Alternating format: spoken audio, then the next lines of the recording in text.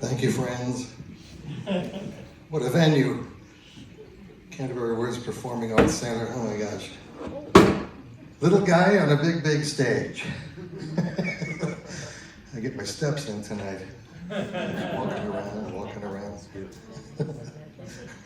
This is quite a venue. Next door, I don't know if you know this, is quite a posh, top-notch senior living facility. It's like a whole village over there. Got their own zip code practically. Oh, photo came up. Who could that possibly be?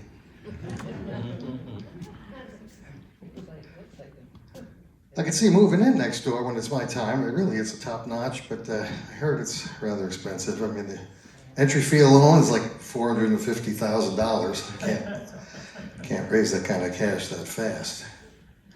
But I did sit down with my accountant and work out some numbers. He crunched some numbers for me. I figured out with the fee that they're paying me tonight for this show, if they have me here 4,500 times, I can have that pretty well covered.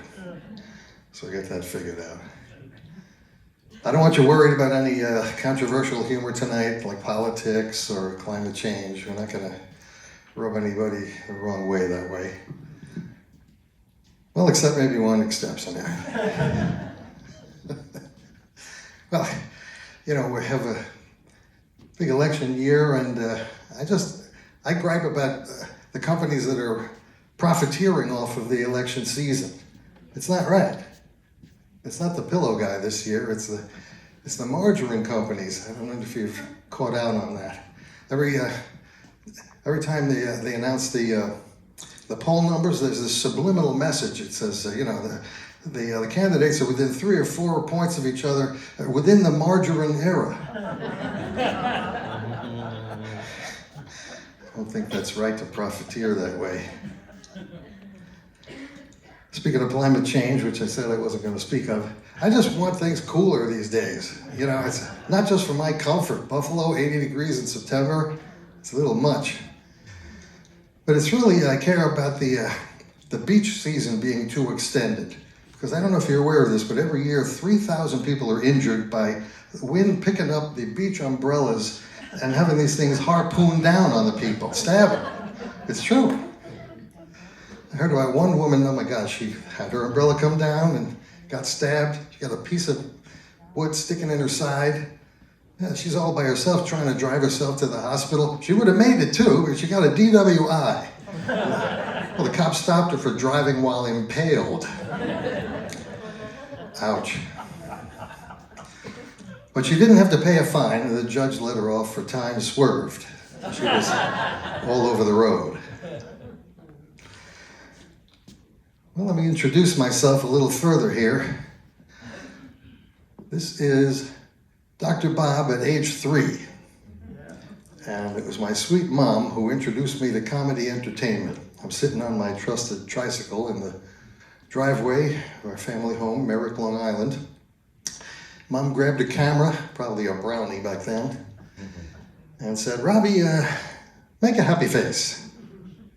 "All right, now make a sad face." "All right, try another happy face. Let's do that. And now make a goofy face." I don't know if you can see the resemblance. That's me. Now, that was 69 years ago. I am now 72. In fact, today's my birthday. I turned 72 today. Thank you. Thank you very much. That's applause for not dying.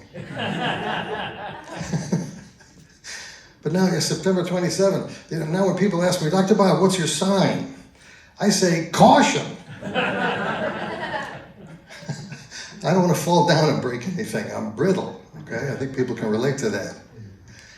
It's not like I have a balance problem either. It's just with this little belly of mine now, whenever I get close to a doorway that says, watch your step, I can't. I can't see it. It's kind of rough. So I tried dieting. You know how well that works. First, I tried a radical crash diet. I showed up at people's weddings uninvited. That didn't give me much. Then I figured I'd go scientific. I tried the keto and ketamine diet. You eat all the fat you want and then just forget about it. That's what ketamine does. But just like me, I go all the way the other direction. Forget weight loss. I'm just going to get bigger pants. So I go down to the department store. That didn't even work out smooth for me. There's a security guard blocking where I needed to go. He said, there's still a shoplifter at large. So I couldn't get to the section I wanted to get to. At large. Yeah. Well, my body is breaking down in some different ways. I hate to admit this stuff. Personally speaking, I got a little erectile dysfunction now and then, a little constipation. I can't say easy come, easy go anymore. It's very sobering. Thank you. So I get this referral for an ED doctor for erectile dysfunction. Already I know there's trouble as soon as I get inside. The nurse greets me and says, look, he doesn't really want to be called an ED doctor. I'm like, well, what else? He wants to be called a software engineer.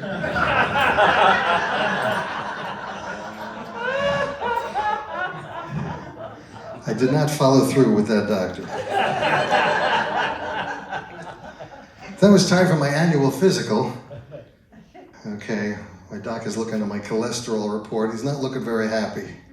I don't like the look on his face. He says, Dr. Bob, you're going to have to drastically reduce those LDHs. I'm like, LD, what? He says, yeah, those little donut holes. Stop binging on those. I'm thinking, damn you Timbits. And the little suitcases that you come in too. Damn those too. So now I'm all worried about my ailments. I can't sleep at night. Got insomnia. I call my doctor back. I say, look, I got insomnia. I can't fall asleep. Hey, let me try Ambien for sleep. Whoa. That is some powerful stuff. I got to tell you that right now. As soon as I took it, first night, boom, out. And I slept like a baby, too.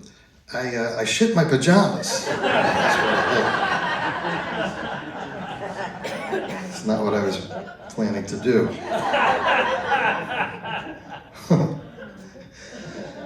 I have to admit, I don't have the greatest sense of direction, and that's not improving with age. I was driving downtown Buffalo, the city of good neighbors. I think I discovered one neighbor that wasn't so good. I pull into the gas station, say to the guy, I'm lost right here. The first thing out of his mouth is, way to go, Dora the Explorer. It's insulting. But my friends are being very proactive about me getting lost. They just opened up a Go Find Me account. So I appreciate the support. I got to admit, my memory is slipping a little bit. I think some of you might be able to relate to that. You know that thing where you're at home by yourself, you get up out of a chair to go get something from another room. By the time you get in there, you can't remember why you were going for that gun. Yeah, it's been happening to me a lot. Another sobering idea is that, when you get on in years, you have to face the aging of your own parents. That's no stranger issue to any of you right here. And it was really, really tough for my mom at first. Oh my goodness. For months, she was begging me, Dr. Bob, you got to take Dad's keys away from him. You got to take his keys. Even after I did, he kept getting back in their house. Bit of a sneaky guy.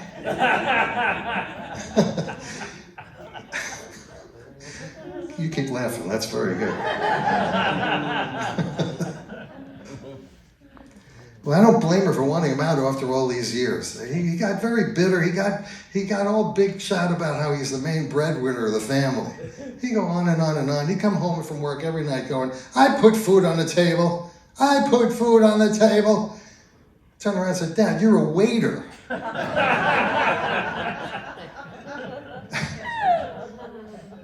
He's very strong-willed. He got fired from one of those jobs too, because the manager at the restaurant didn't want any tattoos showing. My dad had a whole bunch of these.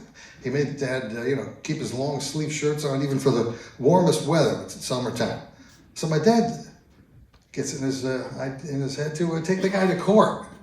And the judge is like, hey, sir, this manager can make whatever rules he wants. It's his establishment. My dad says, Your Honor, I stand on the Second Amendment. I said, what are you talking about? I got the right to bear arms. Oh, come on. Oh. Keep that coming. Oh, gosh. I got an older brother. He's 5 years older than me.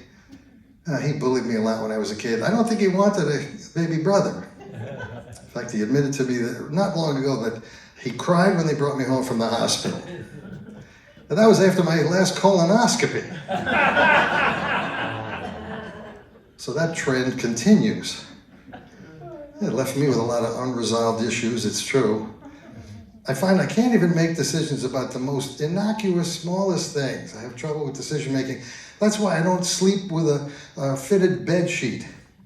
Because I don't know if you've seen these things. You buy one and it's got a tag at both ends saying top or bottom.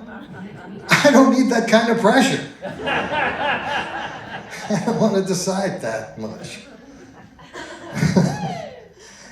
Oh, gosh. Then I have issues with commitment, it's true. I have to admit that, especially to the ladies. But that's mostly because in my family, the word commitment was usually followed by the word state hospital. So maybe no big surprise to you that I ended up resorting to alcohol to kind of ease the pain. I had a reputation as early as college, too. Went to the theater department, tried to try out for the musical, Dickens' A Christmas Carol. Well, the director got me so typecast, he wrote in a separate part for me, The Ghost of Christmas Passed Out. I thought that was kind of disrespectful. Later on in the years, my friends tried to run interventions with me. Dr. Bob, you got to try 12 steps. You got to do 12 steps. But the whole idea of that turned me off because I was always falling downstairs. Didn't want to deal with more steps. Yeah. Well, just like me, I went all the way the other direction. I got totally engaged in AA. I think I even took on some of the principles too literally. You know, that thing where they tell you to turn things over to a higher power? I went home and converted the whole house to 220. I love that, man. Oh, gosh. Well, as if that wasn't enough issues, my parents had some strange issues about sexuality. Yeah, here we go. Can't do a show without some sexuality jokes. Don't worry, it's not too bad. But my mom, my dear mom, who I attribute this start to, she wanted me to be prepared. She thought I was getting close to the age of becoming sexually active. She went out of her way to go down to the drugstore, talk to the pharmacist very discreetly. She made her way down the right aisle to that shelf, picked up that first pack of Kleenex for the disappointed girl crying afterwards. She wanted to be prepared for how that was going to go. My dad was old school about sexuality too. When I was a youngster, he walked in on me one time when I was pleasuring myself. Big surprise to me. But he went crazy. He was completely against that. He said, don't be doing that. It's a waste of energy. He went into his room and he brought back a bunch of fishing magazines, Field and Stream. He said, whenever you get the urge, look through these. It'll distract you. So I was naive. I was compliant. For about a month, I was looking through these things until I got Tired of looking at tackle boxes and outboard motors. But I gotta tell you, talk about the power of association. Whenever I get near a Bass Pro Shop now,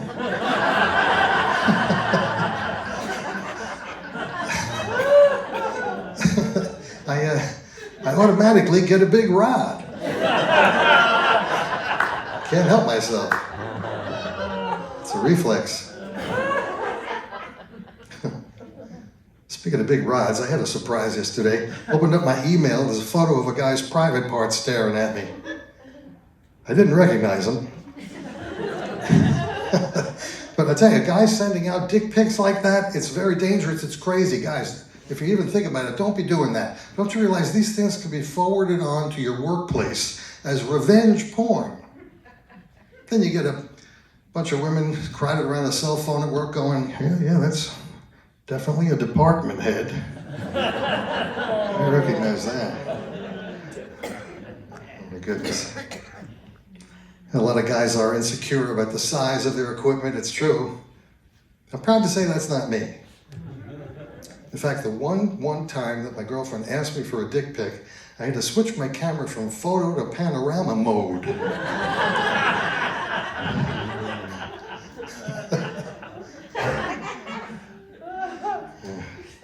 Speaking of inflation, here's a segue for you. Hey, money is tight now. Inflation, groceries, gasoline, rent is going through the roof. That's the toughest one. I got one relative, 2 times in a row, she was kicked out of her apartments for back rent. Nothing like that has ever happened to anybody in my family before. She's my first cousin, twice removed.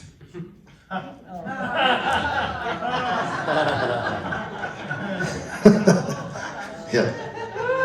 A lot of people are trying to save money, cutting back on expenses. It's so hard to do that because there's a lot of extra fees tacked on to things. I mean, the airlines have been doing this for years with the luggage fees. The last time I was at the Buffalo airport, oh my goodness, this woman at the ticket counter was making such a scene with her bag. The security had to come over, they confront her lady. What's the problem here? She says, no problem. This nice girl behind the counter said I wouldn't have to pay any luggage fees if I carried on. So she was carrying on.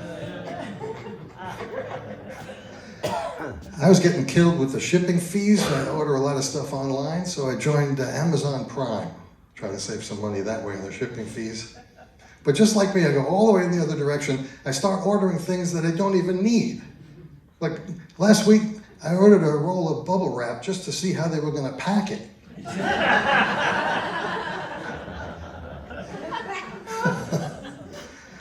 Oh gosh. You try to plan your life, you try to watch out for yourself. And last week I got a letter from a company saying I was the victim of a dark web data breach. They got my name, they got my address.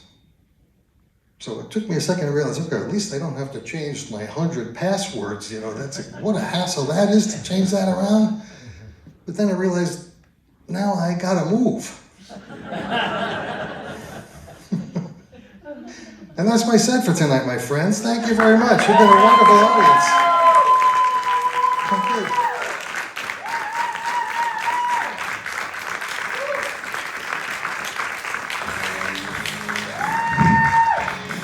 It's my pleasure to introduce the main comic tonight, Joe Oren, right now. From East Coast clubs, West Coast clubs, New York City clubs. He's the man. Thank you.